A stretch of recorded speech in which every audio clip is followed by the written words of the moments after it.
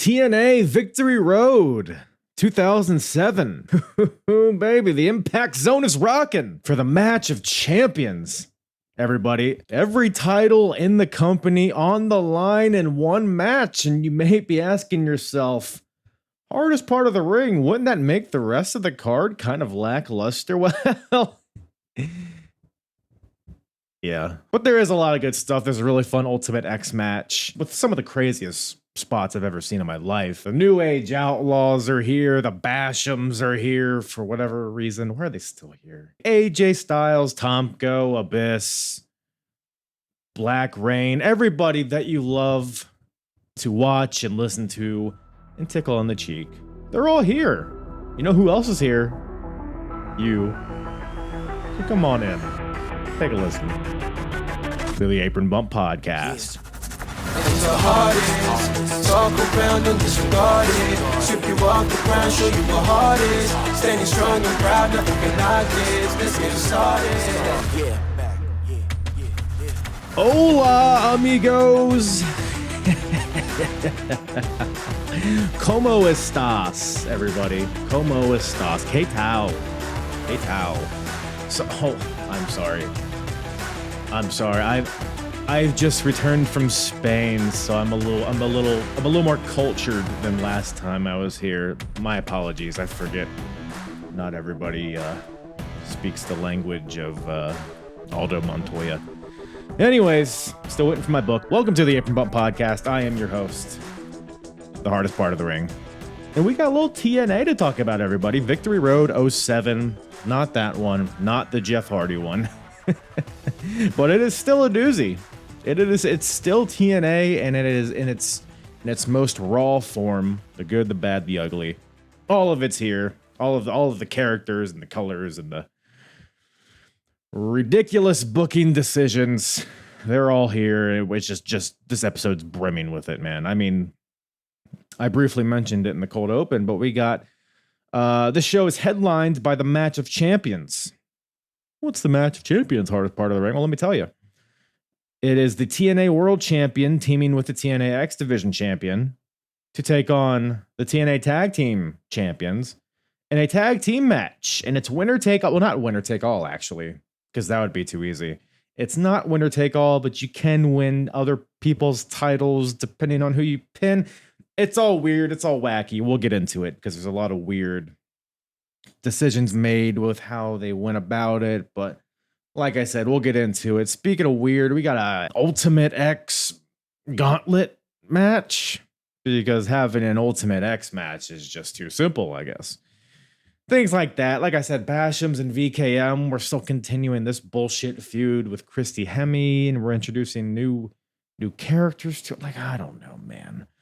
There is a lot of good stuff on this show, though. We got the debut of the Motor City Machine Guns as a tag team name. We got Bob Backlund still around, still wrestling. We're pushing forward, trying to make single stars out of AMW. James Storm and Chris Harris both have big marquee matches on the show as well. So it'll be interesting to kind of track that and see what went wrong on both occasions. But I will say one guy had a good showing. One guy had a less than stellar showing. But again, we get into the nitty gritty. We get into the weeds, as they say. And yeah, it's about that.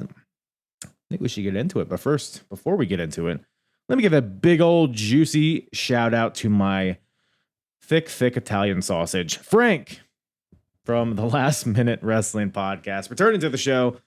Always a good time with Franklin. He's my go-to TNA guy. Loves TNA, and I love him. So it's just a big love fest, if my math is correct. So go check out Frank in the Last Minute Wrestling Podcast, wherever you listen to podcasts, as well as YouTube.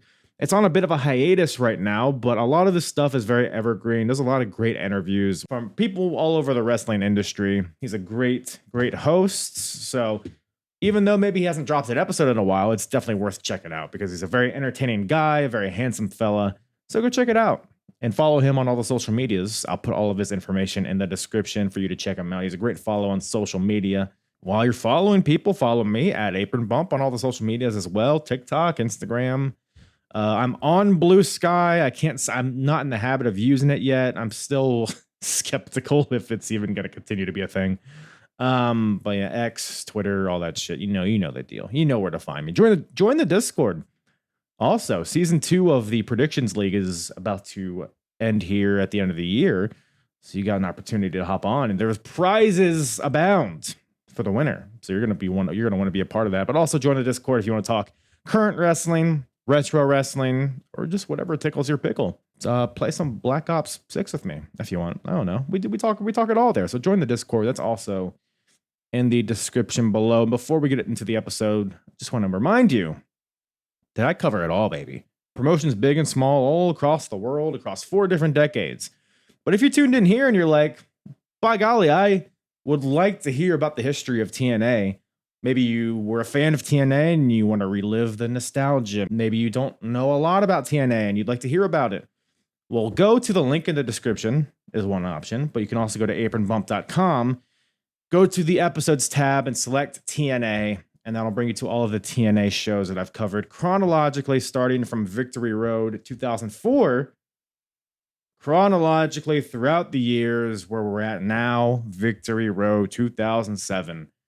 And it's been a ride. It's a wacky ride. TNA is always it's one of the wackiest timelines I cover. So binge away if you have not already. YouTube, wherever you listen to podcasts, subscribe, rate, review, ring the bell, jiggle my balls, do all that stuff. Hey, let's get into this episode, shall we? Let's quit dilly-dallying. TNA Victory Road 2007 with myself and Frank from the Last Minute Wrestling Podcast. Did you guys have that show, Franklin, about the turtle as a kid? No, we did. No, No, we did not. We did not. I think it's a banger. Judging by your face, we missed a good one. I don't remember if it was good or not. It had a banger theme song, and that's what I think of whenever I think of you. Hey, it's Franklin, but you don't get it. So, but people listening will, maybe. I don't know. Thank you, listeners. Please let me know. Next time you're on, we'll do a Franklin rewatch, watch along, maybe. Okay, I'll make sure that's what the people. I'll make sure to get up to date. Yeah. Well, we're up to date with TNA, or at least at this point in their history. Yep. Victory Road 07. So the main event, this whole show kind of revolves around the main event. The match of champions, where all the titles are on the line. I feel like they did this a few times in their history, and it never felt like a good idea. I don't know. What are your thoughts? Because there's no other title matches, obviously, on the show. So you got some stuff that kind of feels fillery, and I don't know. I think it takes away from a lot of the other matches on the show. I don't know. What'd you think of it? I think that the match quality is always good in TNA in that era. And so even if there's no stakes, no titles on the line, except for one match, of course, like you got an entertaining program. And every match is like more or less 10 minutes, 11, 12. Like there's not super long matches. So it was easy to digest. Even for a fan like me that really I'm finding more and more difficult to digest like 20 minutes matches on a regular basis. So that was refreshing. But yeah, the idea of all the titles being at stake in just one match doesn't sit well with me. It doesn't make a lick of sense. And for reasons that we're going to explain later when we're going to talk about that match. Yeah, we'll definitely dive in later in the show. But just when it was, because I was watching the Impacts leading up to the show, and when old Jim Cornette announced this match, he was like, "It's the match of champions," and he's going over it. It's like the tag team champions versus the X Division champion and the world champion. And if this champion pins this champion, they get this belt, and then. But if you pin the tag team champions, one person gets both the tag team belts, and you can hear the crowd in the background just like groaning, like, oh God. It's so stupid. So stupid. And of all people, Jim Cornette is the one introducing such a bullshit match. Dude. Yeah. Of all people, incredible. Him being the messenger for Russo's ideas is just damn it. Yeah. I mean, in hindsight, it's just comical. But we'll get there. Yeah. When at the beginning there's this package. And I don't remember if the one at the beginning or after the first match. Well, something like that. And I'm thinking, like, why would you want to not pin the world champion? Like, Right. Do you really need the next division championship? Well, I don't know. I don't know. There was a like later in the show, like in the middle of the show somewhere, Team 3D has an interview backstage. Yeah. And Devon, like, cause Bubba's always the guy that talks. And Yes. Bubba's raring to start talking in this promo. And Devon cuts him off. He's like, well, I'm going to be the world champion because for 15 years, well, I've always wanted to be world champion. And then Bubba's like, whoa, easy. You want to be world champion? But I want to be X Division champion because I invented the style. I'm high flying. I want to represent. So it's like tongue in cheek. So they're like trying to give some incentive to win the X Division title instead, but it's all very silly. And it's just, again, I don't know. Just more foreplay for the main event. But sure. Before we get there, we start off with perhaps the match of the night, maybe. Oh, not to me, but yeah, let's keep going.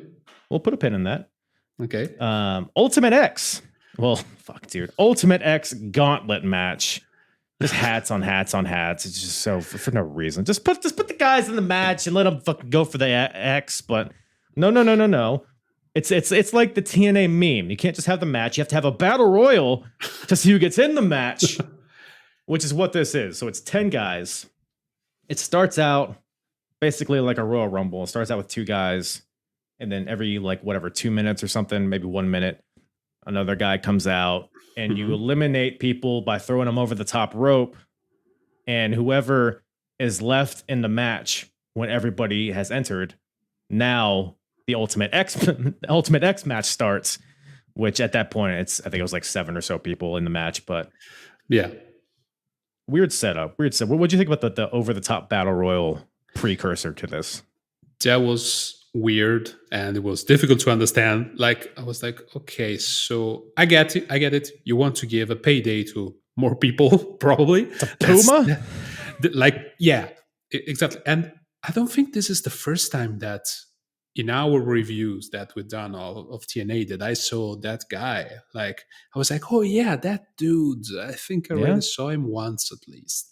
He's shown up before, for sure. Totally forgot about him. Totally forgot about it. And thank you for coming, Peter Williams. Done a Canadian Destroyer. Now you're out. Like that's all he's there for. Like what the? I mean, I'm happy whenever I see. I'm a simple man, Kyle. Right. Whenever I see a Canadian Destroyer done by Peter Williams, I'm happy. Everyone else should stop doing that. But Peter Williams, it's okay. I love it. But yeah, it was like, okay, I guess people just wanted to pop for that.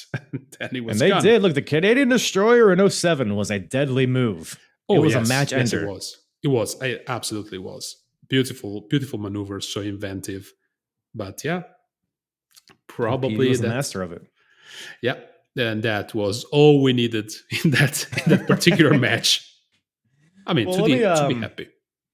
I'll just run down everybody that's in this match. So we got P.D. Williams, Black Machismo, Jay Lethal, Elix Skipper, Shark Boy, Christopher Daniels, Senshi, Sanjay Dutt, Puma, the Guru Kaz, Sanjay Dutt, and Homicide. Yes, the Guru Sanjay Dutt.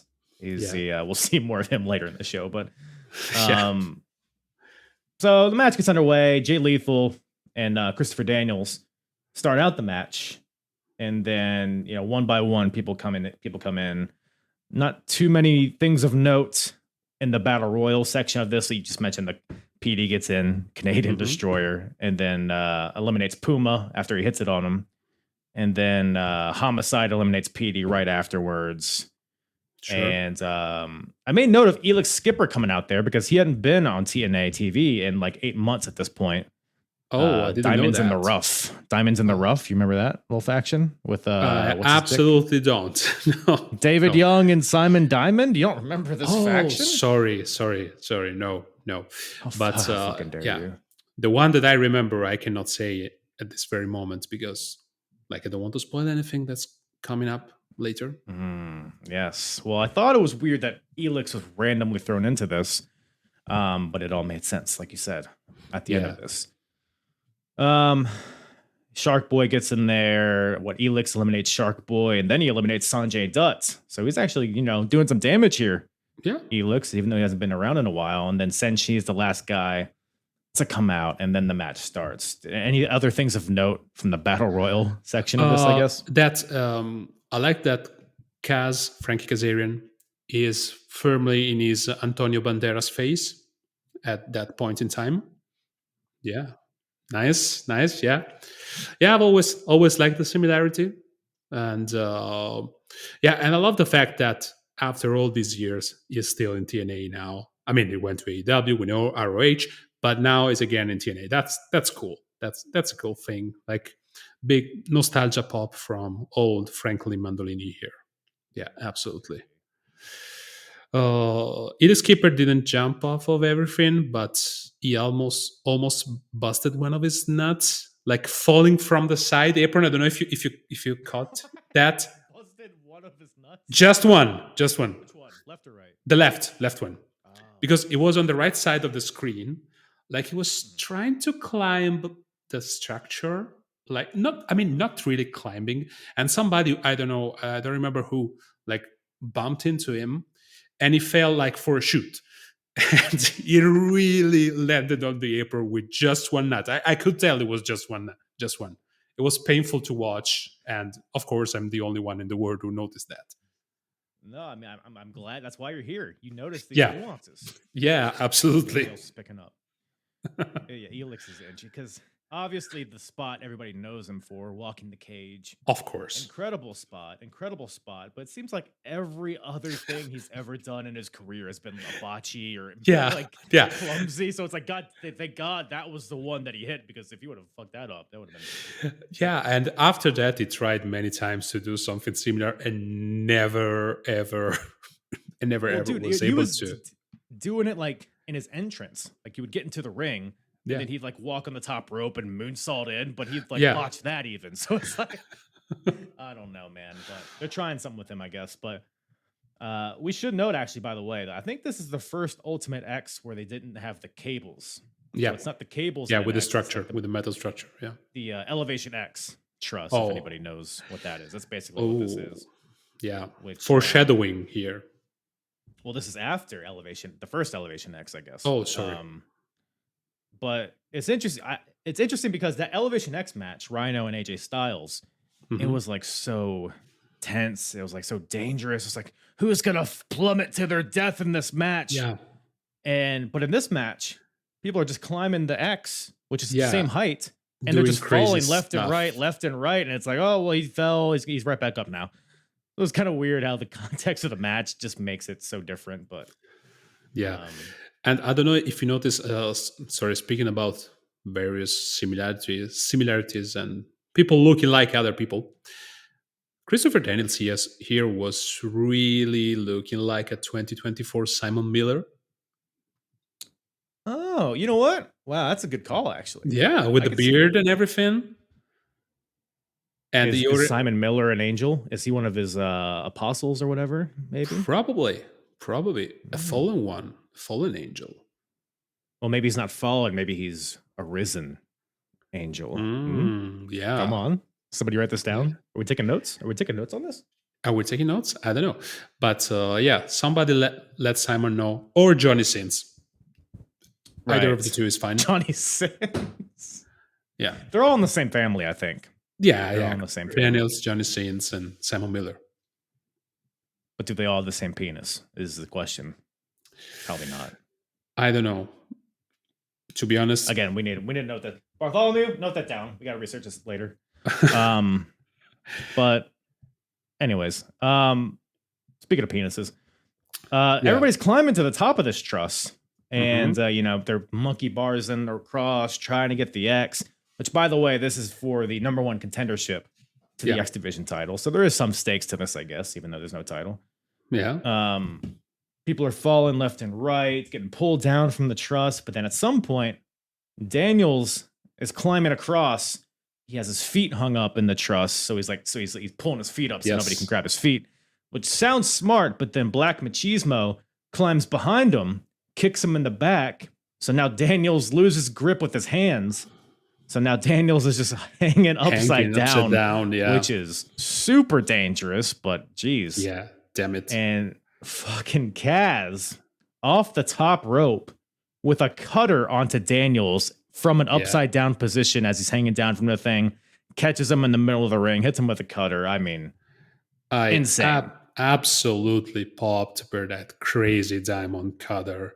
Like, incredible. Like, people, and justly so, they remember all the crazy RKOs from Randy Orton, and rightfully so. I like that. And no one mentions this spot because I forgot about this completely. I Me, came out of my me seat. too. Me too. That was like the spot of the night, like without a Yeah. doubt. Yeah. I mean, top 5 cutters maybe of all time. Yeah.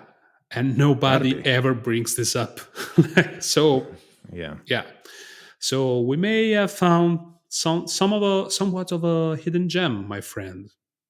I think so. That's what TNA gives you every single Yeah. time, at least something. But yeah, Kaz, I mean, Kaz to me was kind of like the standout of this match because he's coming Yes. off of that dead end faction with Raven, Serotonin. Serotonin. Oh God. Yeah. What you just Good stuff, reminded right? me of. Yeah.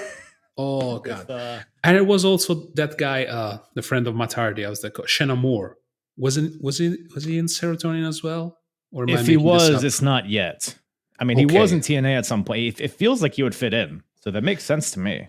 Yeah, But not I at don't this know. point. Maybe I'm making this up, but yeah, crazy. Yeah. Matt Bentley is in it as Mhm. what's his fucking name? Martyr. And oh Martyr. my god, Team Canada guy, Johnny Devine is in it Johnny as Havoc. Devine. Yeah. So Havoc and Martyr are Wow. still in Serotonin with Raven. Wow. And Kaz. Kaz was the name that Raven gave him. So he's just Yeah. keeping Kaz though, which I guess, Yeah. sure, why not? Why not? But yeah, Kaz had a lot of good spots in it, like him and Elix Skipper Yeah. walking across the top of the thing. Yes. I mean, gee willikers, it's crazy. Nobody broke their neck tripping. A good thing he didn't break his right nut, Elix, on the truss. You know what I'm saying? Yeah. And when they both fell from the structure, like Kaz hit his bad, like it hit his head badly, like from the whiplash. I don't know if you noticed that. I'm Right. pretty sure it was concussed or something like that. He had really bad whiplash landing on the mat. I mean, that's got to be what, 15 feet bump onto the Probably. mat from Probably. just a flat back. I mean, crazy. I mean, it means nothing to me. I'm Italian, so I don't count in feet. But yeah, Oh, let's see here. How many meters is that? Is that 5 meters? I I guess. don't know. Yeah. Probably something like. I mean, if Big Show is 7 feet tall, that's like 2 meters and something. Okay, So, 2 big shows. two I'll big put shows. it that way. Two big let's shows put it- a fall. Yeah. For European wrestling fans, 2 big shows. You see, we're international here. See, we gotta please everybody. That's what we do here. Absolutely, absolutely. I don't know. Any other spots in this match catch your eye in particular? Nope. If you want to call what happened in the finish, I have something I'm about to say about the aftermath of the finish. Well, yeah, we'll get right there. Well, first of all, I gotta call out this maybe the shittiest Spanish fly I've ever seen in my life from Kaz, but maybe he was concussed. Maybe he was concussed. Yeah, he fell awkwardly over. Was it Elix Skipper? I don't recall. Or Black Don't Machismo, remember. probably. I don't know. It was like sideways instead of a backflip. yeah, But yeah. I don't know. He's concussed. Who cares? But yeah, the finish. The finish. So, do you want to run down this finish if you remember how it went down? Like Christopher Daniels was sneakily reaching the X where everybody else was, I don't know, buying hot dogs. I don't know what they were doing, but like all of a sudden nobody cared about Christopher Daniels. And it was Right. like, okay, let's get there. Like or something like that. And he snatched the X. That was pretty uneventful. To my Well, opinion, how at did he? least. He's the way he snatched the X. So Daniels was, monkey bars in his way Yes. towards the X. Black Machismo was also climbing on the opposite end, Hmm. but Elix Skipper rips down Black Machismo, not Daniels. Yes. He rips down Jay Lethal, and then Elix and Senshi team up on. Was it somebody? Was it Black Machismo still? So Elix and Senshi team up and they hit like a double team, like drop kick into a spine buster type of deal. And this all allows Daniels to win. So Daniels comes down with the X. That makes so much sense. Yeah, I didn't connect the two things. Yes. Oh, yes. yeah. So Elix and Senshi basically helped Daniels win the X, win the number 1 contendership.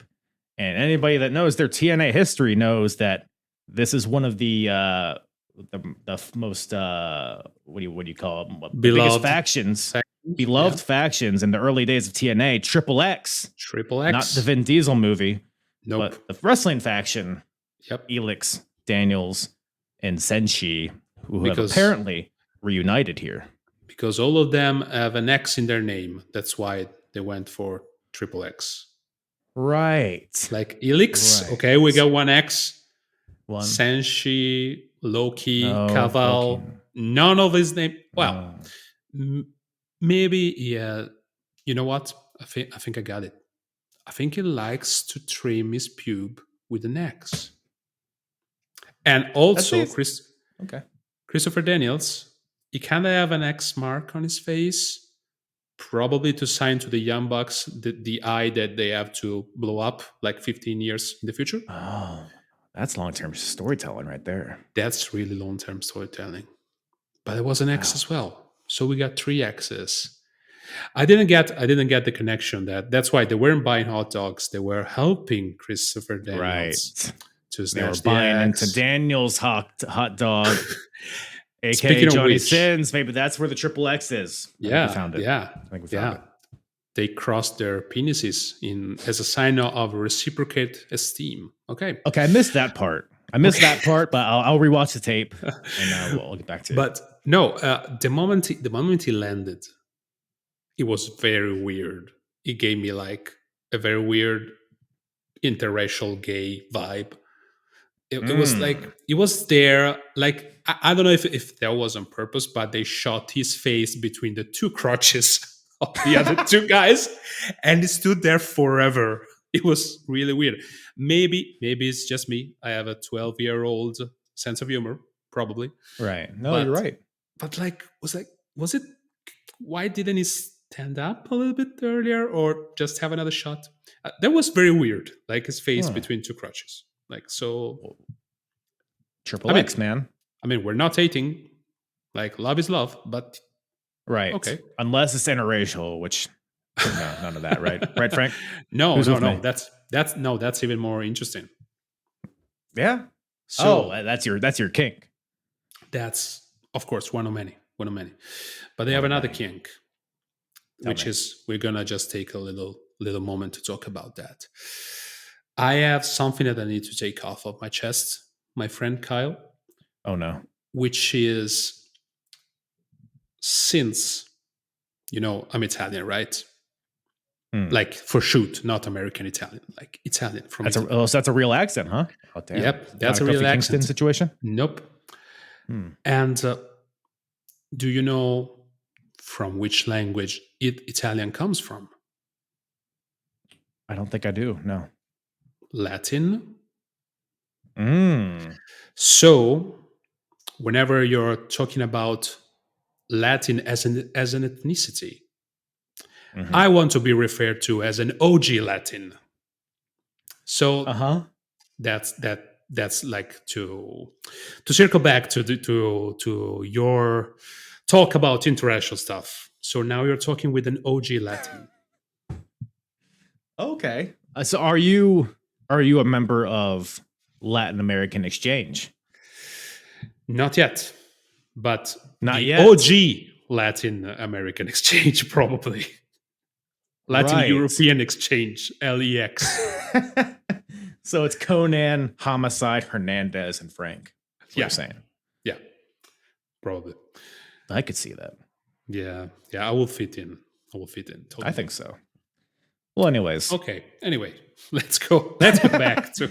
Speaking of interracial, we got Team 3D backstage, and I guess we touched on this earlier. How building to the main event, but we're building a bit of tension between the teammates, the tag team champions. Yeah. Devon and Bubba. Devon wants to be the world champion. Bubba wants to be the X Division champion. And both will have that chance in the main event.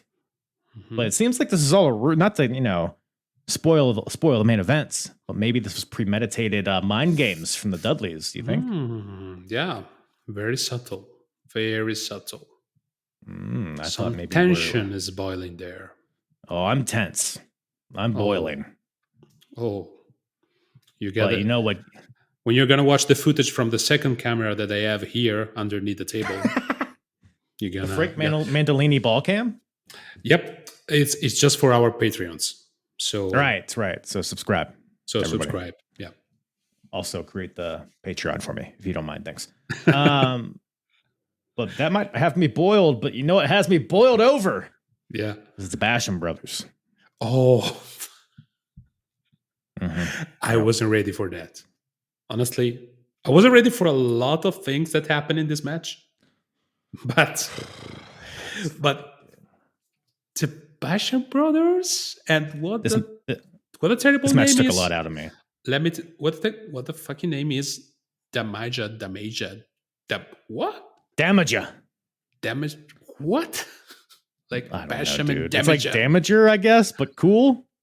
Maybe I don't know. Maybe it's shoot name. I don't want to insult anybody, but what? Like, let's see. This is is that Danny Basham? I don't know. One of the two Basham brothers. Danny Basham. No, Danny Basham's Damage's name is Daniel Holly. Okay, so that makes no sense. Damage. It doesn't seem like there's any reason. No. So for the people listening to us, then they have no idea what we're talking about.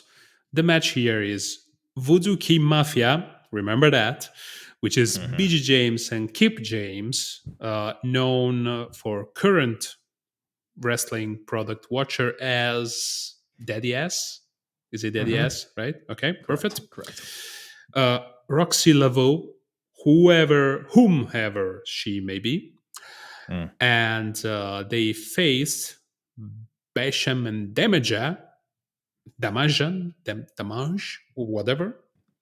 Yeah, either way. With, for some reason, Christy Hemme and Lance Hoyt, who is now cosplaying as a vampire, apparently. Is that what he is? What the hell? Like, it looked like Tom Cruise on that bad vampire movie, which I don't recall the title of. Like, what have they done to my Hoytomania? Hoytomania is no longer running wild. Damn it. Safe to say. Damn it. Damaja, huh? Damaja. Yeah. Yeah. Yeah, a lot going on with this. And none of it's particularly good. No, the crowd started to chant boring at one point. Every iteration of these guys wrestling each other from every pay-per-view that I've seen has been awful. I don't know why it's still going on. Do you remember this feud at all, by the way, between the Voodoo King Mafia and Christy Hemme? I know.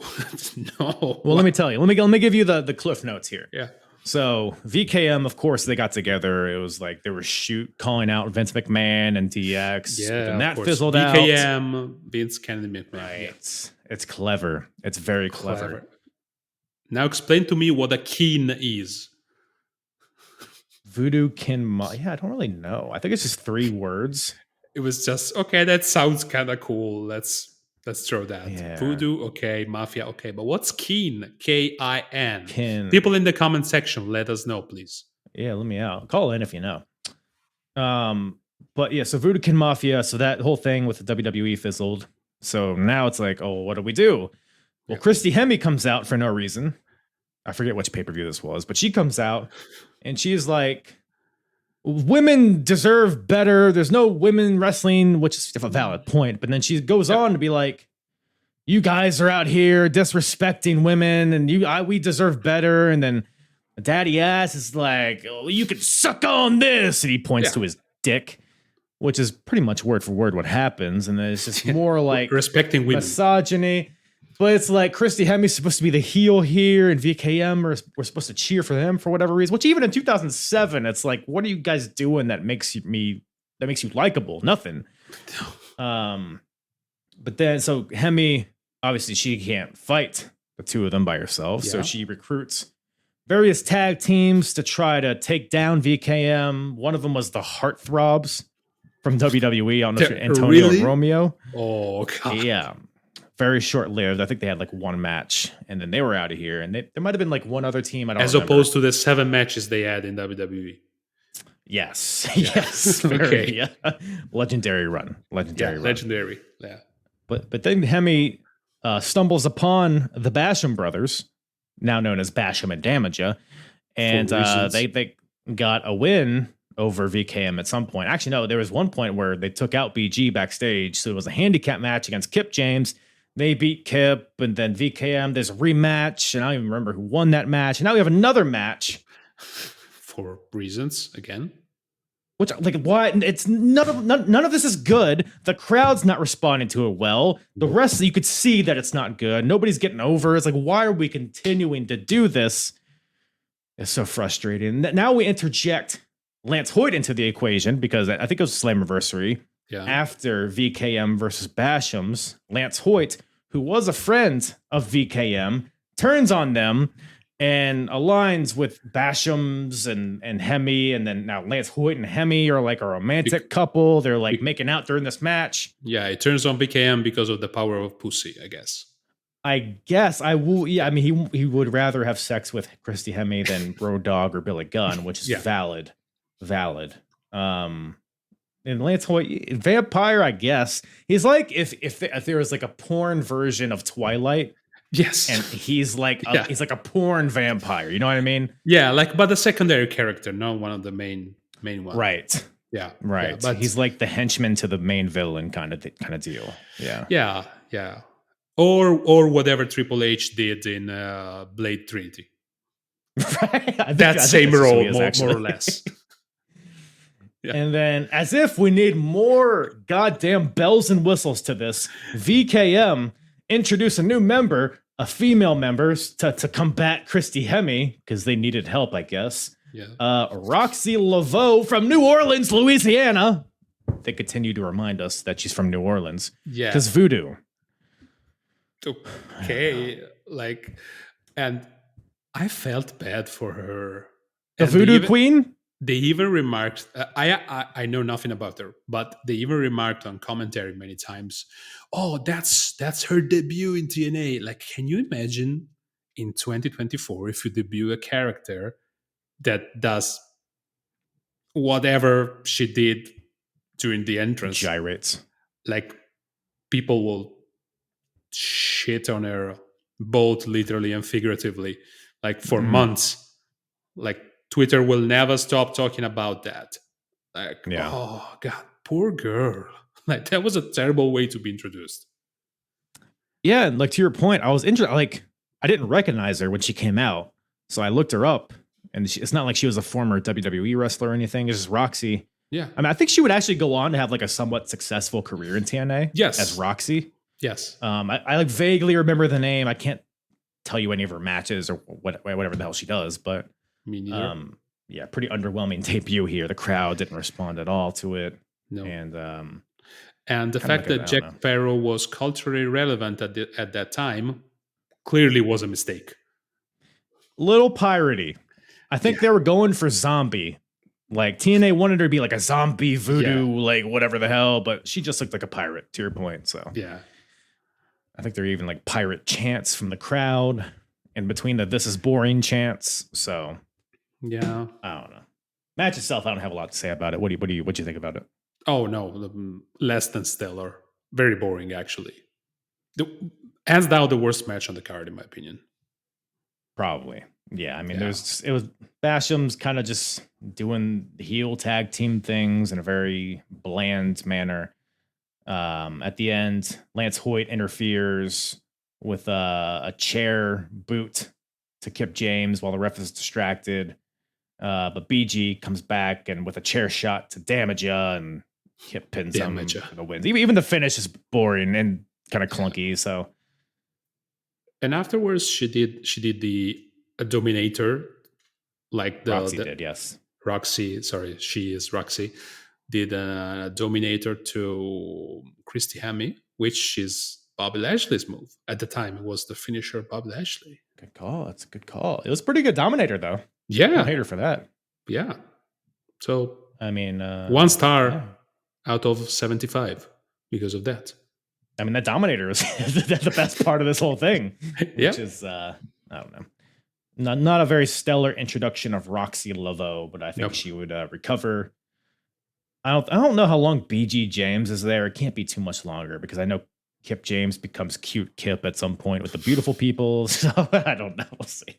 Basham's also, I mean, they can't stay alive. I was surprised that they even made it multiple pay-per-views. I had no recollection. Match. I had no recollection that they were even there.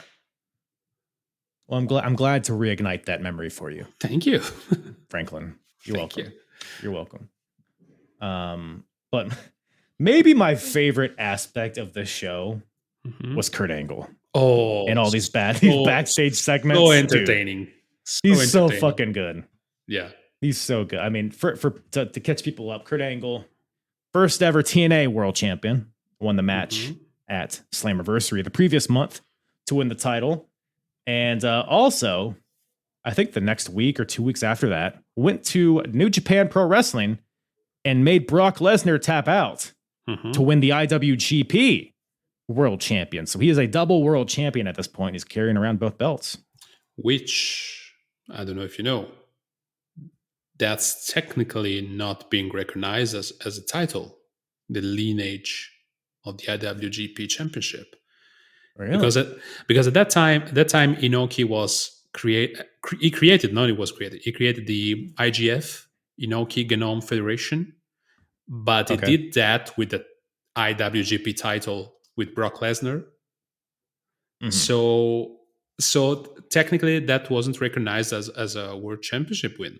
So it's basically there with a fake title. So was it not New Japan that he won it in? It was IGF. It was IGF. Yeah. If you watch, it was interesting. Yeah, it was the New Japan title, but on IGF. So the New Japan said, you know what? Fuck it. We do not recognize that. Makes sense. I think if I remember correctly, we may have to double check that one. I think that's Shinsuke Nakamura, the one who defeated Angle, and he brought back the title to New Japan. I have a vague recollection of that. Wow. I like that. It's canon in my head, whether it's true or not. I'm not even going to research it. I like that. But yeah, Kurt's a double champion here, even though it's not recognized by Inoki or whatever. And it's gone to his head, Franklin. He's just he's a madman, this Kurt Angle. He's finally leaning into being a dickhead, cocky asshole. The suit, the goofy small glasses. His sunglasses are like what you get when you go into a tanning booth, like that just cover your eyes. They're so silly looking, but I love them. Oh wait, eyes? Aren't those for the nutsack?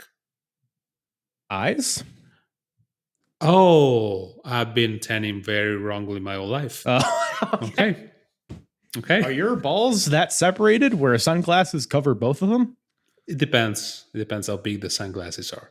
But yeah, let's move on. Let's move on. Let's dive into this. Well, we get more Kurt. It's like a running thread throughout the show, but he's here in a backstage interview. He says he's coming with backup to his match later because it's going to be 3-on-1 in his eyes. Yeah. Even though he's teaming with Joe, but Joe wants to kill him. And the Dudleys are fighting him, so it's a 3-on-1 scenario. So Kurt Angle needs 2 guys to even the score, and he's going through, throughout the show trying to find people, and we'll see if he's successful. Who knows? And little foreshadowing here. That's the biggest gripe I have with this stipulation, but we're gonna talk about that later. Yeah, for sure. But before that, we got Rhino taking on James Storm. In a match, which is the backstory here. So James Storm, Rhino, they had a match on Impact. Or I don't even know if it was a match. They were in the ring. James Storm poured a bottle of beer onto Rhino's face, and Rhino went berserk. He started throwing chairs all over the arena, flipping the announce table, just tearing the whole building apart. Yeah. Everybody's like, "What? Why did this set off Rhino?" And then he has an interview the next week. He's like, my father was an alcoholic, and then I became an alcoholic. I lost my marriage. I lost my daughter to this. My life's ruined because of it." And then when Storm poured that beer on me, it just brought back all those memories. And then it's just, and James Storm's like, "God damn it, get over it." You know what I'm saying? Tennessee or whatever. No. What'd you make of this whole setup for this match, I guess? Honestly, I mean, I didn't like it, but for reasons that do not make sense in the context of this match. Like, Tell me. it reminded me a lot of the CM Punk Jericho feud in WWE, which was 5 years later, probably. So that's why it does not make sense. But seeing it with today's eyes, that's what that reminded me of a lot. So it was very similar. I was like taken aback because of that. Yeah, it was. And they would do this with like Jeff Hardy over the years too. It's kind of right. Unfortunately, a staple in wrestling. But I thought it was a pretty effective, because Rhino's always just kind of been in the mix, but this gave him kind of a layer to his character, I thought. Which is pretty interesting. And then it gave James Storm some heat, which he's like a day one guy. It felt like they were hell bent on his singles career taking off, which it never really did, it felt like. But it was an okay match. I mean, there's a lot of crowd fighting, which my brain turns off when they go into the crowd. It's like, oh, nothing important's going to happen here. They're going to throw each other into the barricades, whatever. That gives a shit. But or into Gail Kim's titties on the poster, which is exactly, that's also which is exactly what happened. But no, I liked it. I liked it. I don't know if I'm sure you heard that. Like, the place came unglued when they started the match. Like, the crowd was so raucous. Crowd loves Rhino. I dare. Yeah. And I mean, probably after the match that they just saw, they wanted something extremely different. So whatever you put in front of them, they will pop. But yeah, that was great. That actually got me really, really into the match. But I have a question for you. Do you know why Rhino has a D sewed on his gear, like in the back? Is it Detroit? Okay. Oh yeah, it's from Detroit. I thought, like, was it Dino? What's going on there? Dino. What's going on there? D. I'm pretty sure that in WWE he always had an R behind his back. I don't know. Does WWE have the R trademarked? The letter R. They own it. So from now on, we have to avoid every R. Otherwise, we're gonna have to pay royalties to them. Right. Or royalties. Good. That's a good first. You were tested. Yeah. But you accomplished it. So Ino's out here beating up on James Storm. The referee. No. We're not doing that. We're not doing that. Too much of an effort. Yeah, Rhino. I mean, he's a big wrecking ball of a man, and that's what she said. What's the? Get in the ring. Rhino's he's unhinged and he's just throwing his body at James Storm, and James is like judoing out of the way and using his momentum against him. So good, simple story they're telling in here in this match. I do have a problem with the finish though. So in the middle of the match somewhere, James Storm grabs his beer bottle, his patented beer bottle. Yes. The referee the referee does not take the beer bottle. He asks James Storm to put it down, not to put it out of the ring, not to throw it out of the ring, not to give it to somebody ringside and have them, get it, dispose of it somewhere. Hey, James, put that glass beer bottle on the mat underneath this turnbuckle. Keep it there and don't use it. Don't you use it later in the match, Buster, but keep it right here. Keep it right in arm's reach, but don't use it, James. Yeah. And wouldn't you know, the finish comes when Rhino goes for the gore, but James Storm grabs this beer bottle, smashes Rhino in the face with it.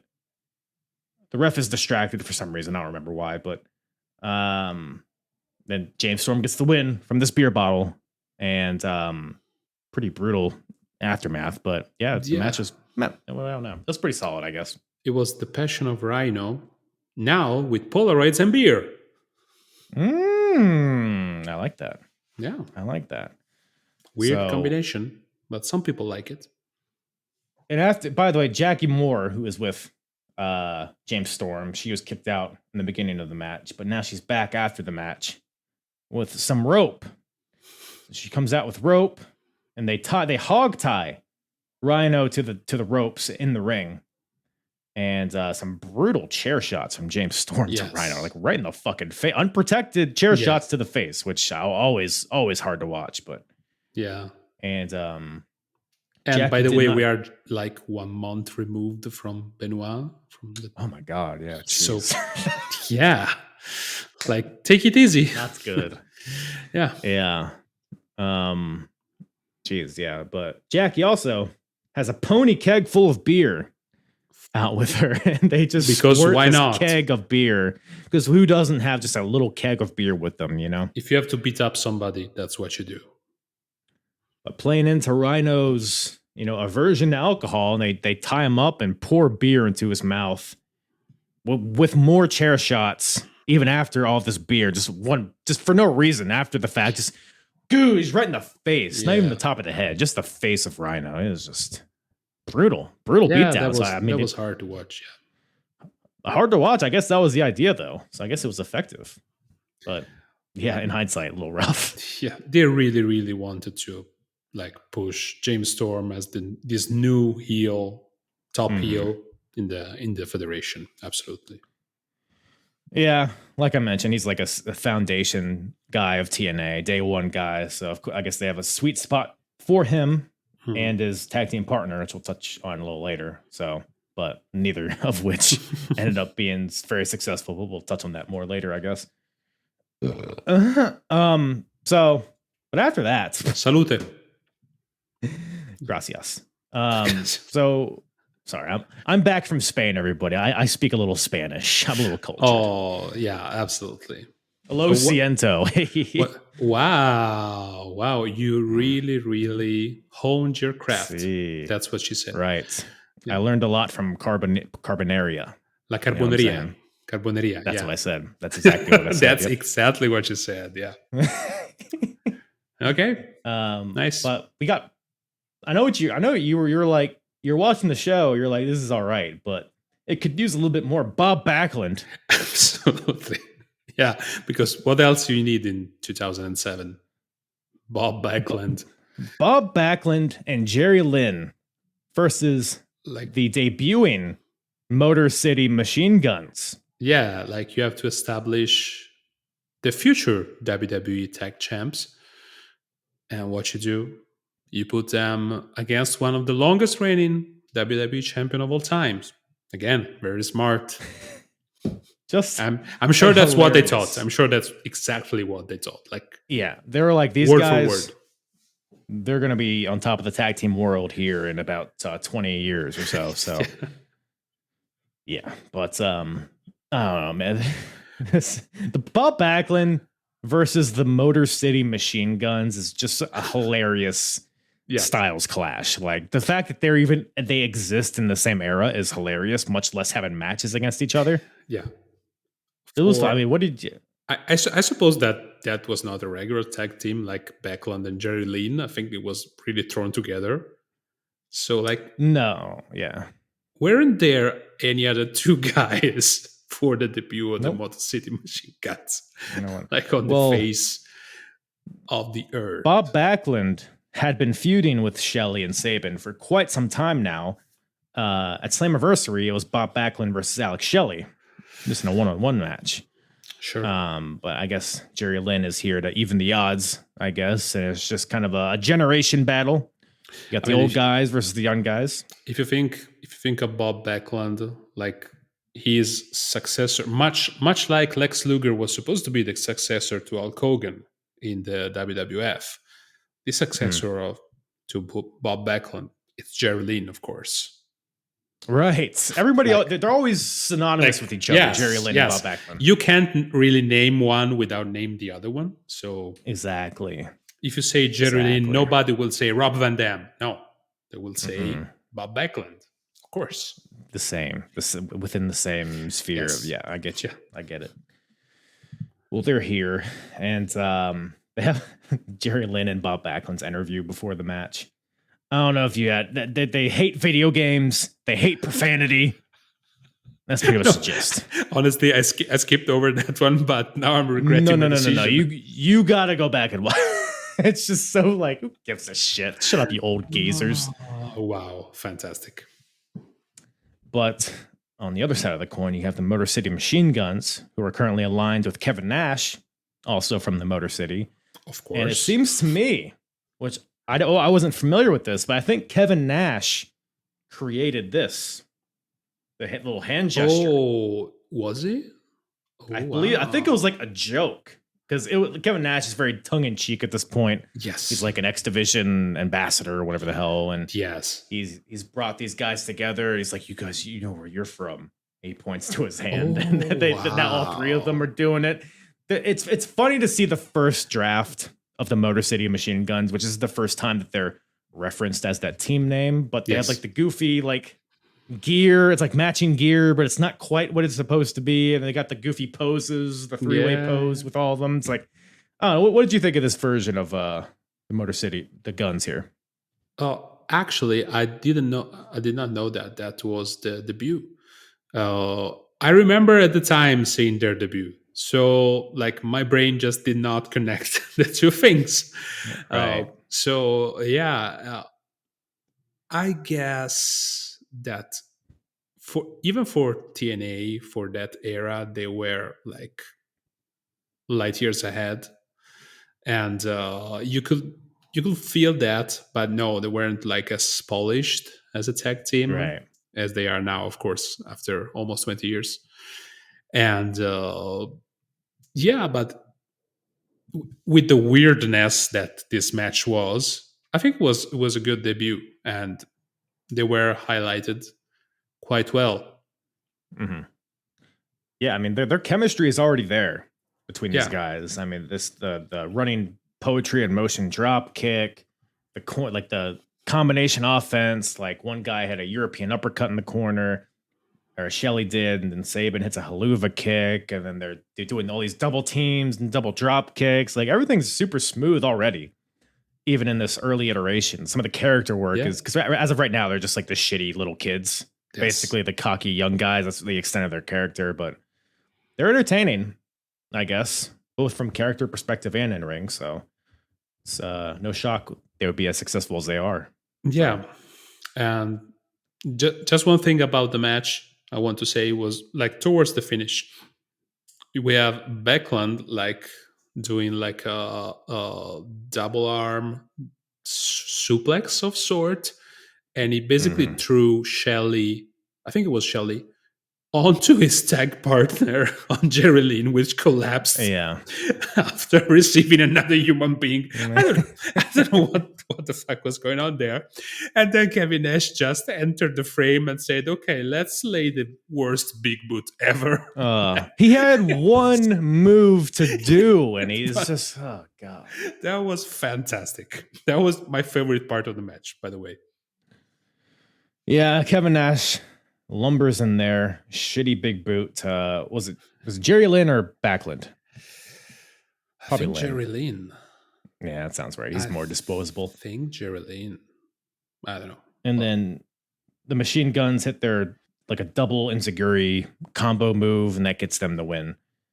Yeah.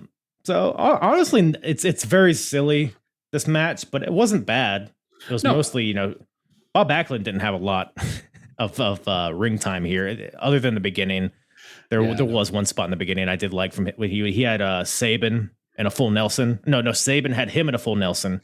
Okay. Bob Backlund reverses it into a full Nelson of his own, and Saban's doing all these like complex, contrived, high flying counters to get out of it. He's sliding, he's flipping out of it, but Bob Backlund just like throws him right back to this full Nelson. It's just like the new school, old school thing was really highlighted well there, but yeah. Otherwise, it was a fine match with a goofy finish, but that's TNA for you, I guess. Yeah. But Kurt Angle's back.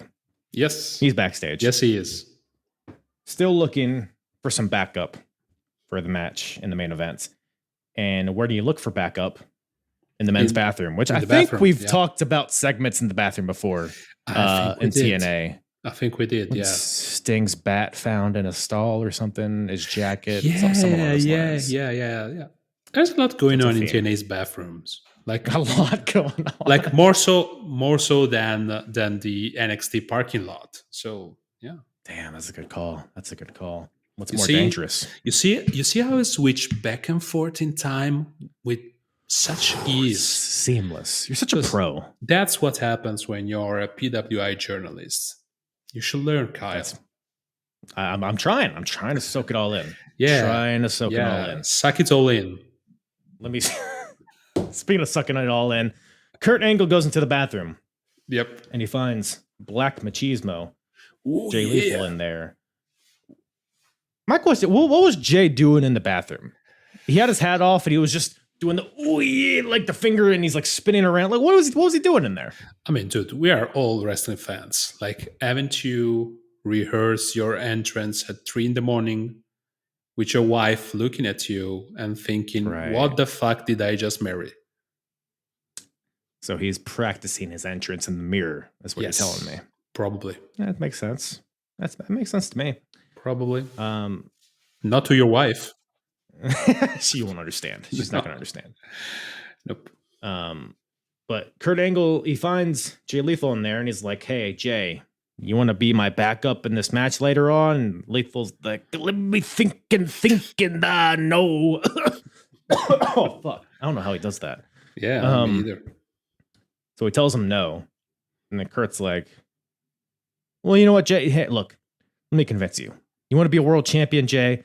So Kurt takes both of his belts, puts them on Jay's shoulders. Kurt's like, how's that feel? Jay's like, well, feels pretty good. Then bam! Kurt Angle sucker punches him. I don't know why that tickled me so much. He's like, here's my belts. How's that feel? Gah! Yeah. Just throws him all over the place. Throws Jay in the shower, turns the water on, throws him into the sink, throws him into a stall. And at some point, Kurt's glasses fall off. Oh, yeah. And he gets mad because of that. He says, and I quote, oh, my glasses fell off. Now I'm really mad. And he just keeps beating. So fucking funny, dude. Yeah. Highlight of the night. Oh, it's so good. Crazy jerk, Kurt. We are in the midst of Perk Angle here, and it is it's a sight to see. It's a sight to see.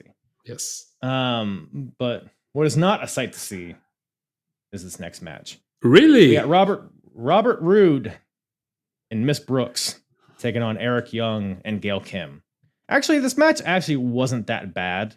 It was just, I don't know. I didn't really care about anything going on here. But it was come on, dude. Sell me on it, Frank. Don't you have any love for the magic and extreme stupidity of pro wrestling? Because that's what it was. I loved it. Like, I've written in my notes here, and I quote, fantastic match, comma. So far, the best of the night. And I have other thing, like I hate to see Team Canada versus Team Canada violence. Right. Yeah, I'm a nostalgic. But yeah. I think all four of them are Canadian, no? I know Gail Kim is. Yes. Tracy Brooks, I feel like she might be. Probably. Damn. This is a Canada bukkake going on here. Yeah. That's like some people can call it a maple syrup bukkake. Is that the technical term? Yeah. Let me write that down. So I remember you should search better keywords in the search bar of certain sites. Maple syrup bukkake. I'll be sure to bookmark that one. Yep. Appreciate it. No, it was a fantastic match in my opinion. Like, and one of the few matches probably of the night that I don't recall any major communication issue between them except one. There's at one point Gail Kim and Ziguri's Miss Brooks, and she totally no-souls it. And then it's like, oh, what the fuck? What should I do? And Gail Kim kind of goes there, like, she didn't give any headbutts, but the commentators say, oh, an headbutt. She probably just said, fall off. And she was like, okay, bam, and she fell. Yeah. like so probably that's the only thing that I can pinpoint, but everything was so smooth. It was just what it needed to be. It's a fun little match. And yeah, it Well, much like I feel like every time I come here, I quote this match, which is the WrestleMania 36, the COVID WrestleMania, the match between Otis and Dolph Ziggler, which was hands down Right. match of the night, and I'm not kidding. It served its Sure. purpose to perfection. It was a simple match, silly, whatever, but exactly what needed to be done there. Here, you had to save EY's job or something like that, I think, and they did it. So, yay! And they did Yeah, it in a fun way. No, to your point, I mean, this match had a good energy to it. Like, it was Yes. very fast paced, and like most of it was like a lot of like 4-way interactions between all these people, and Yeah. everything was like so weaved in like pretty smoothly, weirdly. But Gail Kim was probably my highlight of this match because you brought up the whole thing with Tracy, you know, the miscommunication. That's kind of Yes. like a good representation of where we are with women's wrestling at this point, because we're almost Yeah. at the women's division in TNA, but we're not Mhm. quite there yet. Yeah. Gail Kim so clearly wants to just wrestle, and she showed out in this match. I thought she looked really good. And she's so good. But she Yeah. doesn't have really dancing partners anymore. Maybe Roxy Laveau enters the fray. Who knows? Who knows? But yeah, not a bad match by any means, really.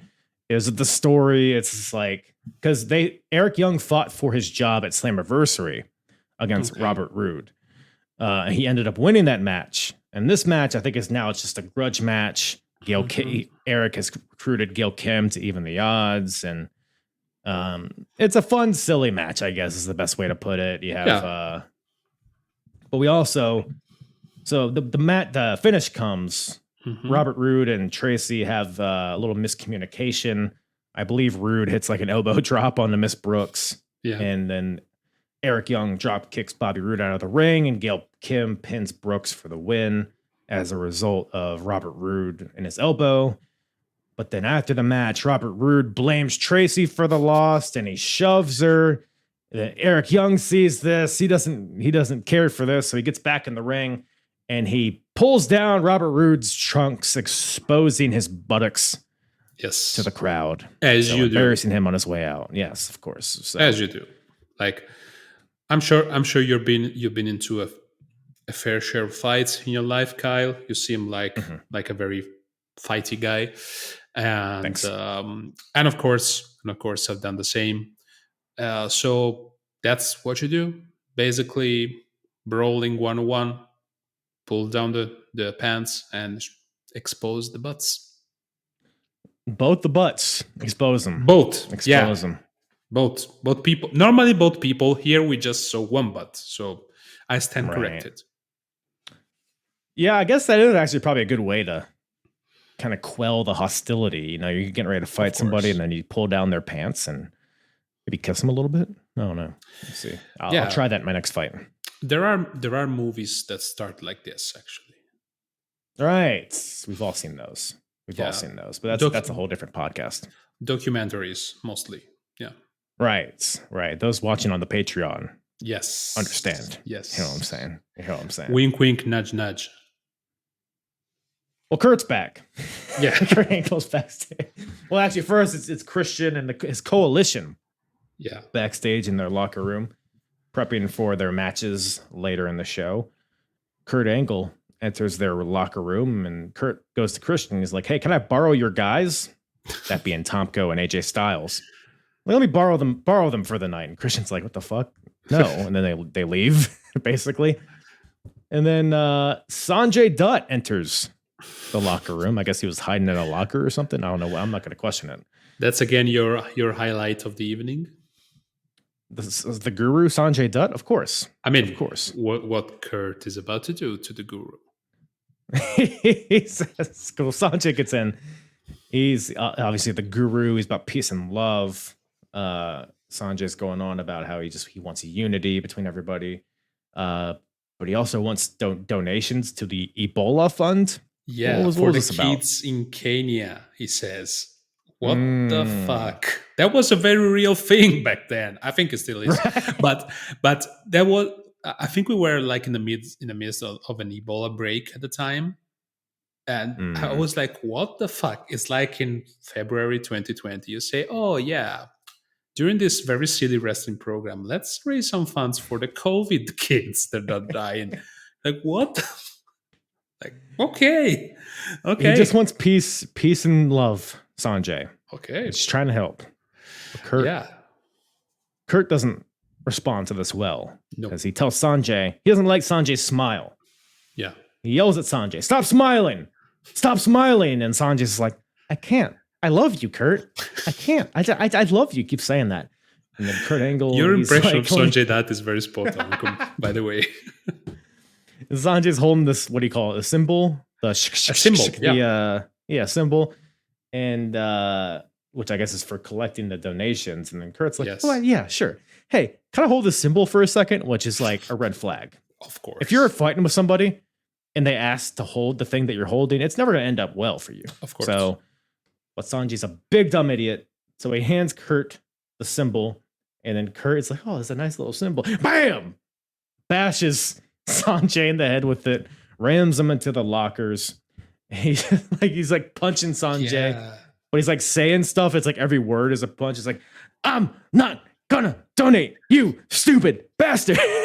It's so funny, dude. Yeah. And then Kurt's like, "All right, here's your donation." He drops like a $5 bill on him, and then he walks away. But then Kurt turns around. He's like, "Oh, on second thought, no, let me have that back." It's Yeah. so good. Great. It's so good. And all of that was just to get into the right mood for Braden Walker, Knock knock. who's there. Brain Walker. I'm gonna knock your brains out, or whatever the fuck he said. I was hoping for you to like use the knock joke. I was really hoping for that. We're not yet into his Braden Walker phase, but I can feel it in the air. Oh, we are on a red hot course towards it. That's for Yeah, sure. absolutely. So how we got here, basically, Slammiversary, the King of the Mountain match. Chris Harris basically he was in the match with Christian. Hmm. The finish came when Chris Harris speared Christian off the ladder, so therefore costing Christian the world title. But it also made Chris Harris stand out. And now Chris Harris and James Storm, they had their feud. Now they've separated. Now Harris is trying to stand on his own. And now he's here against Christian to try to make a name for himself. And that's basically the backstory. My question to you, Frank, is that do you think Chris Harris made a name for himself in this match? I don't think so. It wasn't like a bad match. No, it was not, but really not memorable. No. I try to look at my notes here to get some help to my memory, but apparently it wasn't that noteworthy, and I didn't take a lot of notes except the Unprettier was stolen. Yeah, there's a lot. Like it's kind of just like a whatever match, and then Yeah. like everybody starts going for their finishers. Chris Harris hits his Unprettier onto Christian, Yes. which is not as clean, but No. got to the same result, I guess. But only gets a 2 count. Christian fights back. Hits his own Unprettier only for a 2 count. So Harris showing some resilience here. I guess that's what we're trying to push forward. I like it. A lot of good, close calls here. At one point, Christian exposes the turnbuckle, but then Harris ends up catapulting Christian into this exposed buckle into a full Nelson bomb, and only for a 2 count. So there's some good stuff here. Like towards the end, it's okay, but to your point, not super memorable. And I'm watching this, and I'm like, because in hindsight, we both know Chris Harris never really made it as a singles guy in TNA. So I'm going into this match being like, well, this is probably going to be a bad match because there's got to be a reason why he didn't go far beyond this. And I'm watching it, and I'm like, it's an okay match, but not bad enough to like ruin your career or anything. No, but then, yeah. But then we go ahead. Christian chair shot, frog splash, 2 counts, whatever. But then who comes out, Frank? I don't want to body shame anybody, but it was a very overweight Dustin Rhodes because at the time, Dustin Yeah, at Rhodes. the time we know that he was going through a rough patch. Let's put it that way. And it was, I mean, I was really sorry to see him in that state, knowing what we know Right. now that he was going through at the time. And I'm so happy he turned his life around, and he looks incredible now at 55, how many Yeah. years does he have? But yeah, it was very weird and off-putting, in my opinion, Mhm. and was a bit of a fuck finish after the distraction, basically, with Tom Yeah. Cole. Yeah, it was very weird because Dustin Rhodes comes out in a black suit. Yeah. And commentary reminds us that the last time Dustin Rhodes was on TNA TV, he was teaming with AMW. So I'm sure that's Okay. for some reason. He has some sort of gripe with Chris Harris. I'm not super clear why, but I'm sure we'll Yeah. get that explained on Impact or whatever. But Dustin Rhodes comes out, and on the opposite tunnel, Mhm. Tomko comes out to help Christian, his stablemate, as the ref is distracted with all this tomfoolery. Yeah. Dustin gets in the ring. He grabs Chris Harris's handcuffs that Chris Harris brings to the ring. Dustin grabs the handcuffs, smashes Harris on the back with it, and then Christian rolls him up for the win. So Christian gets the win due to interference from Goldust, or shall I say, Black Rain. Black Rain. Yeah. No rats inside for the moment. Which, Black Rain, one of the best TNA theme songs of all time, first of all. Yeah. Cool, kind of a cool presentation, but like, I don't remember it being good. And if that's what Harris is doing after this, I feel like that's why Harris didn't take off, is because he's entering this dead end feud with Black Rain, which Dustin Rhodes. He's a name, he's a big name. I get it, but I don't remember it being good at all. But also, if you think about it, like in the history of TNA, this pay-per-view was in their mind probably the pay-per-view where they wanted to launch James Storm as a heel, like for the future, a new main eventer top heel, and Chris Harris probably was being launched as a new top babyface. Yeah. It didn't really work. I mean, I thought the Storm stuff was at least pretty effective on this show. Yeah. But and even Beer afterwards, Money, I guess it was one of the main heels. Never really the top guy there, but right. But Chris Harris, God no. Yeah, it's fascinating because Chris Harris, I mean, he's not bad in the ring. No, he's not. I don't know. He's an okay promo, I guess. I think it's unfortunately in this time in TNA, you got so many guys coming in. I think Booker T's about to come in. And then the main event scene, I mean, Kurt, Joe, you got, I mean, everybody, AJ. It's just, I think it was very crowded. Yeah. With both the up and comers and the guys coming from WWE. So it was just, he's got lost in the shuffle at some point, but yeah, don't know. Black Rain, I'm sure didn't help matters, but I don't know, man. Any other thoughts on that? No, on those shenanigans. No, yeah, definitely not. Well, let's get into something hot and spicy here. We got AJ Styles and Tomko. Tomko's back. Christian's commission versus the team of Abyss and Sting. Boy, howdy. So the Abyss and Sting dynamic, I guess, has been going on for quite a while. They've had world title matches. They've had what was the match with the casket that got raised up to the ceiling? Final sacrifice, or I forget what the fuck Ascension or something like that. I don't know. I don't remember. No. Goofy gimmick matches. Yeah. I mean, the supernatural stuff. James Mitchell didn't want to relieve Abyss from his clutches, but then Sting was like, Abyss, you're your own man. It's this like power struggle, and then Abyss doesn't want to listen to Sting, but Sting believes in Abyss. But now it's all culminated. Now Abyss and Sting are finally, bonded together. Abyss uttered his first words on the Impact before this. He was even shown backstage without his mask, but with Sting face paint. So they've created some sort of unity with each other, and Now they're here facing Christian's coalition, who attacked Abyss pretty brutally about a month or two ago Yes. with various concertos and barbed wire bats and bloody and Abyss. And but it's almost more about the Sting and Abyss dynamic than that. But honestly, I didn't hate this match at all. I didn't No. really have any expectations for it. I thought it was pretty good.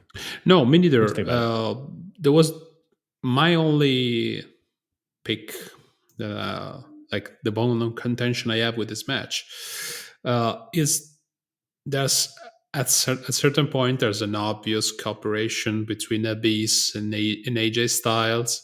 When Abyss was it was climbing at the turnbuckle, then it was waiting, then AJ came. That was a bit clunky, and in the end, like it's the spot where everybody flies off of the turnbuckle, and the last one was to fly was Sting, which Right. Classic high flyer Sting. Yeah, it was an okay match.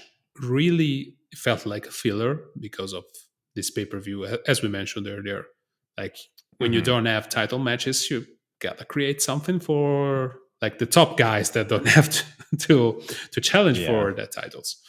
But yeah, it was an okay match, and I love the Abyss. Like the MVP of this match to me is Abyss. And whenever I see him wrestle, especially in this area, he was kind of a leaner at that point in time. I always think, man, like he never went to the WWE to wrestle. Like he could have been something else there. Like, this what ifs.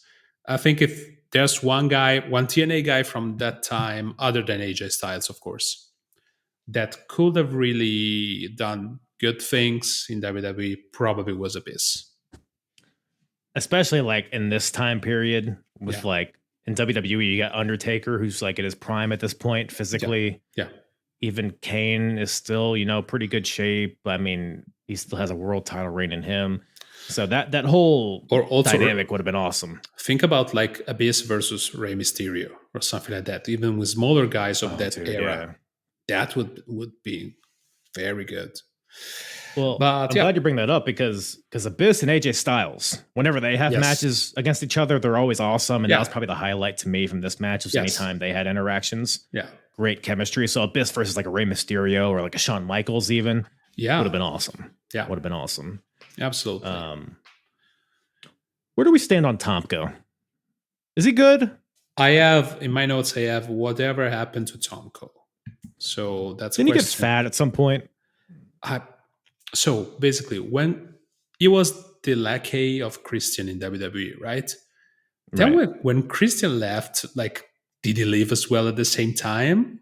Why is he in TNA all of a sudden? I don't think they left together at the time. No, I think Tomko. I don't remember how their partnership ended. Yeah. Was it during the draft? Maybe when Christian went to SmackDown. Probably. And Tomko stayed on Raw. I don't remember, but no, me neither. Me neither. Tomko, he's got a cool look. I guess he's a big dude. He's a strong dude. There's some spots in this match. He's gorilla pressing Sting, and he like throws him and catches him and fall away slam, and he's hitting choke slams on Abyss. Like he's a physically imposing dude. Like probably in the 80s, it would have been like a Road Warrior type of wrestler, right? Somebody who's like don't really need to wrestle or talk, just have to look menacing. Like he has the look, 100%. But whenever he wrestles, it's not bad, but it's not even memorable in any way. And whenever he talks, he's not a good talker. I think he's like a good background guy. Yeah. Like because he feels there's like some sort of genuine feeling about him. It's like I never feel like he's acting. Like I feel like that's who he is. There's something to him, his like bodyguard mystique he has to. I think he plays that role well, but I just don't think he had anything beyond that. But I don't think like a big run for this guy. I don't think that was what the audience, what their appetite was at this point. So, he was fine. He played this role well, and then AJ is always great. Sting's great in this match. And it took the pin after a very good Black Hole Slam. So I like the finish was very good. Yeah. Tomko goes for a clothesline onto Sting, but Sting ducks, and Tomko's momentum from this missed clothesline runs him right into Abyss, who hits the black hole slam for the win. So good win. I'm surprised it was like a clean finish, like maybe the only clean finish on the show. Probably.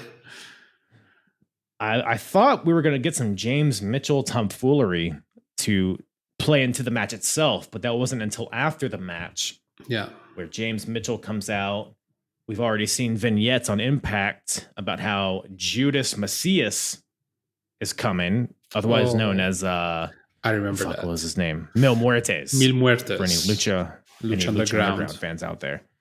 So he's about to debut. I guess it's going to be after the show because he doesn't show up here, but Mitchell basically foreshadows it after the match. So I remember that debut, and it was bad, guys. It was really bad.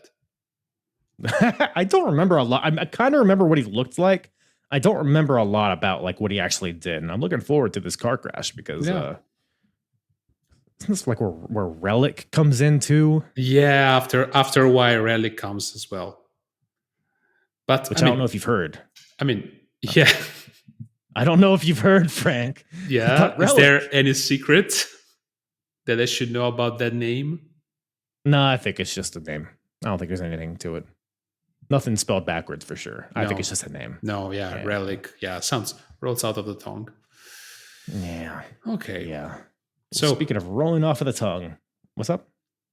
No, I was like, okay, after that, what's cooking for us? What's the main event of the evening? Oh, it's sizzling. Shit's cooking. Yeah. We have the match of champions. Yeah. Frank. It is the TNA World Champion teaming up with the TNA X Division Champion to take on the Tag Team Champions. So we got Kurt Angle, the World Champion, and Samoa Joe, the X Division Champion, taking on Team 3D, the Dudley Boys, who are the Tag Team Champions. Now, what are the rules, you may ask? Well, let me tell you. If either Kurt or Joe pins either one of the Dudleys, then that one guy who makes the pin or submission becomes the tag team champions. Yes. It's not if Kurt pins Devon, it's not Kurt and Joe are the tag team champions. No, it will just be Kurt is both the tag team champions. Yeah. And on the other side of the coin, if one of the Dudleys pin Kurt Angle, they become the world champion. If one of the Dudleys pins Samoa Joe, they become the X Division champion. And this goes back to when it was announced on Impact and the crowd's like, oh, what the fuck? Oh, God. And finally, we're here. So that means absolutely nothing. So we spent the whole evening watching Kurt Angle beating people up because he needed backup, right? Oh yeah, you gotta give me backup from my own tag partner. I have to watch my back from my own tag partner. Everything from my own tag partner. Then, if the tag partner wins the match and pins, it doesn't become the new World Heavyweight Champion. So why the fuck did Kurt Angle need a backup? He just needed not to be pinned. Could just left. Yeah. Could just walked out. Like, that makes no fucking sense. Like, if all the belts were on the line and the first one that pins whoever in that match wins all the belts, that would make sense. Right. Like, but so basically, if Kurt Angle is doing the pinning, he has nothing to fear. If somebody else pins Joe, he has nothing to fear. If Joe pins the Dudleys, he has nothing to fear. So what the fuck? Like, the odds are with him. This match makes no sense, and a good chunk of the show, for probably more than half an hour, that we saw Kurt Angle beating people up, made absolutely no sense in the context. But it was worth match. It. I don't care if it makes sense. It was worth it. Yeah, it was fun, but made absolutely zero sense. Well, he wanted to have some insurance. Okay, he doesn't know because in this match, Joe and Kurt, they're kind of working together pretty well in the beginning. So it's like, but Kurt didn't know that. Maybe Joe would just kick the shit out of him in the beginning of the match. So who knows? Yeah, who knows? But yeah, so I do like it's there's so much silliness involved and the stakes and what's going on here. But I do love all the stories interwebbed in this. I love the Kurt and Joe rivalry. It's so good. It feels so genuine. It feels so heated. It feels legit. Joe and Kurt, you can feel the hatred between those two, especially from Joe, who's just a badass. He's a great speaker. He's great at getting across his emotions. And then Kurt and his new cocky character is entertaining. And then on the other side, you got the Dudleys, who have established some tension earlier in the show. So it's like, are they even going to get along? And that's kind of what it is in the beginning. Because going into this, everybody thought Joe and Kurt were going to be at odds and the Dudleys were going to be this well-oiled machine. But it's really the Dudleys who are miscommunicating and are like shoving each other and yelling at each other. Like, no, you're not going to pin him. I'm going to pin him kind of deal. While Joe and Kurt are working well together. So they kind of swerve the dynamic a little bit. But then they swerve the swerve because Devon and Bubba, because Devon hits a spine buster on the Kurt angle. Yep. He makes the pin. Bubba gets in, shoves Devon off. So Devon and Bubba come nose to nose. He's like, what the fuck, man? And Bubba like force tags himself in. Bubba hits like a Uranagi on the Kurt angle, goes for the pin. Devon shoves him off. They have a shoving match. Bubba shoves Devon down on his ass and slaps Devon on top of the head. Bubba walks out, starts walking up the ramp. Joe and Kurt think they have Devon dead to rights. But then Bubba gets back in while they're vulnerable. Low blows Samoa Joe. Devon and Bubba do their little high five thing, fist bump. They hug. It's like, it was all a ruse just to get in their heads. And then they take over. So smart. And it wasn't. I like this match. It wasn't a really low blow. It was a punch to the nuts. Like I think that's a low blow. No. When they do the low blow, usually you do that like with your forearm and you leave the arm there. Weenus to penis. Yeah, and that was just a punch, bam. And I was like, what the fuck? Like, effective though. Effective, bag action. Yeah, well, yeah. Absolutely. But yeah, that's that turns the tides on 3D's side and then start working our way to the finish. I don't know, overall. What'd you think of this match, Franklin? No, it was a good match. And actually, my interest in the match kind of peaked after the swerve from the Dudleys. So yeah, I like that. I wasn't expecting that, honestly. I know I may sound gullible here, but I wasn't expecting that. I didn't either. That got me too. So it was like, okay, good. And by the way, I appreciate the cameraman. Probably the same probably there was a lot of sexual tension that night, and that cameraman, the same that did the shot of Christopher Angel's face between Chris Angel, Christopher Angel mind freak face between the two crotches. He indulged a lot on Kurt Angle's cake. I don't know if you noticed that. I was like, what? I can't say that I did. Like, I never really noticed Kurt Angle's ass before, but now the cameraman is doing a lot of work there. So, is it a good ass? I can't say that I know. Yeah, very good. Very good. Almost as good as mine. So, yeah, I can vouch for that. Well, that's high praise coming from you. Yeah, of course. Then the match. So Team 3D, they get control. They're the tag team, so obviously they're working together and they have the advantage here. Match breaks down at some point, becomes a little bit back and forth. Joe and Kurt are taking turns doing various suplexes on each guy. They're like trying to compete with each other. So it's like working because they're in control, but they're really just trying to make the pins as fast as they can so their partner can't make the pin. So this all works for me. Kurt, by the way, hits maybe connects with his first moonsault ever onto Devon, which was always beautiful. Misses. Yeah. But he hits it here. And Devon was kind of misplaced, so he was risking to land on his face in an ugly way, but Angle was able not to smash Devon's face. So, yeah, great. Dudley's, they turn the tables, hey, some may say. Devon, turn the tables. We got this. So they do the get the tables thing, but it's interrupted by double ankle locks from Joe and Kurt. Each of them have an ankle lock on one of the Dudleys. So they're trying to compete to get their guy to tap out faster. So they're wrenching it. And then who interrupts this? Well, actually, first, Joe and Kurt, I think they get thrown into each other and Kurt knocks out Joe, but it's by accident. Dudley's hit the 3D on Kurt Angle. Yep. Devon goes for the pin. Devon Dudley's going to be the world champion, but Rick Steiner is here. He pulls the ref. I was about to pause here to create some drama, some tension for your listeners. I was about to say, who interfered? Braun Breaker's father. You would have really got them.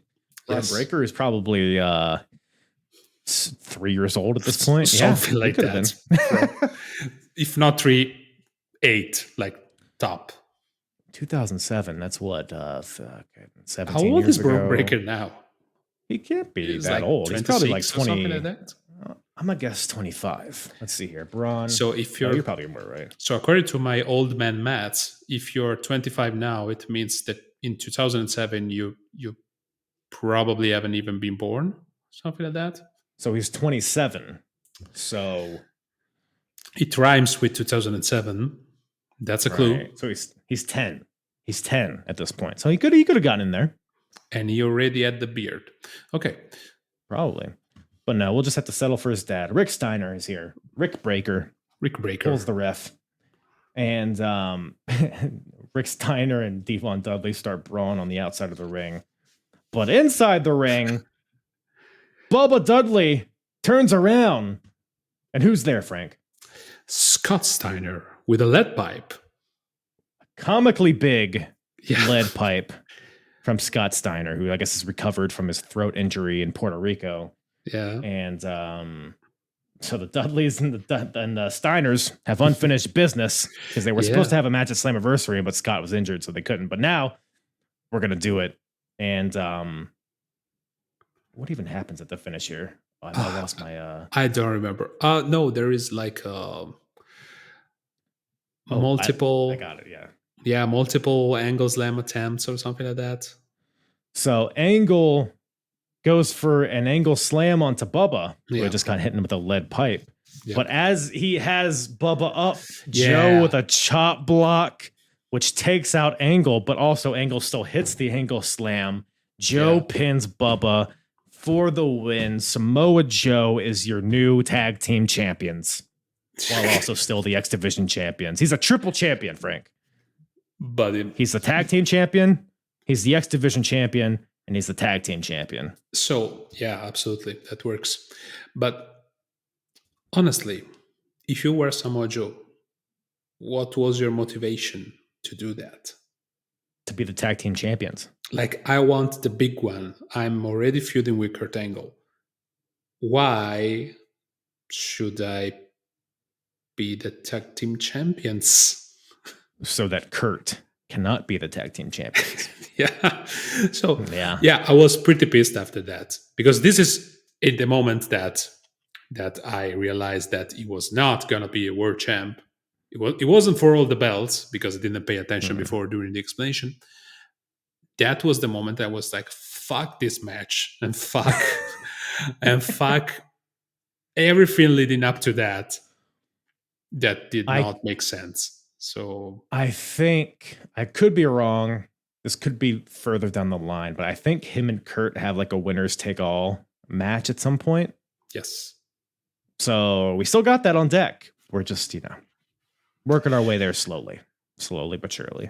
Yeah. But I don't think it's Joe that wins that one. So you might be sad, but fun finish. It was a very, very creative finish. It's also on Impact the week before. Kurt did the same thing to Joe. Joe had somebody in a muscle buster, and Kurt hit the chop block. So Joe still hit the muscle buster, but then Kurt made the pin. So it was a callback to a previous match. Yes. But also a creative way to finish this match. So Joe is a triple champion. And you'll never hear me complain about Samoa Joe getting a win here. So I liked it. No, I liked it too. But the match was good. The show was good. But that stipulation, man, like really, really bugged me. Classic TNA. Stupid stipulation with the most talented guys in the world. Yes. It's just TNA, it's always a treat. It's always a treat, and it's always a treat having you on, my friend. Appreciate you once again checking out some TNizzle, coming on, discussing it. Man, thank Where can you everybody so much. find your beautiful face, hear your beautiful voice, and taste your beautiful chest hair?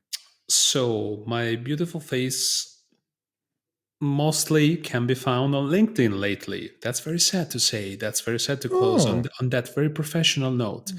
But my podcast, which used to be a Last Minute Wrestling podcast, has been on hiatus for quite some time right now. So will it be resumed? Who knows? Probably when I invent a 48 hours day. So until then, you find, looking at my shoot name here, that you see here somewhere, you can find me on LinkedIn. Come say hi, because after the Apron Bump podcast, what do you want to do with your day? Go on LinkedIn and be sad. Yeah, I spend my days on LinkedIn just perusing myself. So yes, be sure to add you. I'll be sure to add you. I guess I never put somebody's LinkedIn profile in the description, but I guess I'll put that here. That'll be a first. I always want to take your virginities, multiple. Oh, you've already taken 3 of them, so I might as well add a 4th. Yeah, absolutely. It's just like this winner take all match we just talked about. Exactly. Took all of my. I want to be your virginity champions. Right. Scott Steiner, the lead pipe, that also comes into play. Similar deal. Who knows? Well, anyways. Yeah. I don't know how to end shows. Can you take us out, Frank? Yeah, absolutely. So if you want to check the best wrestling podcast in the world, you have absolutely to subscribe to the Apron Bump. And you know why? Oh, yeah. Because it's gonna send you free fit pics. Not his free feet pics. Not his feet. Some feet. Who knows? Do I gotta take these pics myself? No. You can install it. You can hack somebody's phone and install their feet. Who knows? Well, that's good. I have bad feet. I have Filipino double jointed toes, and they look like monkey feet. So I don't know if there's probably an audience for that, though. Probably. I think people will pay a lot for that. I'm really good at grabbing stuff with my toes, so that there's probably something in there. If there's something that I never want to see in my life, that's that. Yeah. Ever? Do you mean always? See? No, man. Oh. Lots of kings here, not feet. And with that, we say goodbye to your audience. Good night. This is the Kiss of Frank.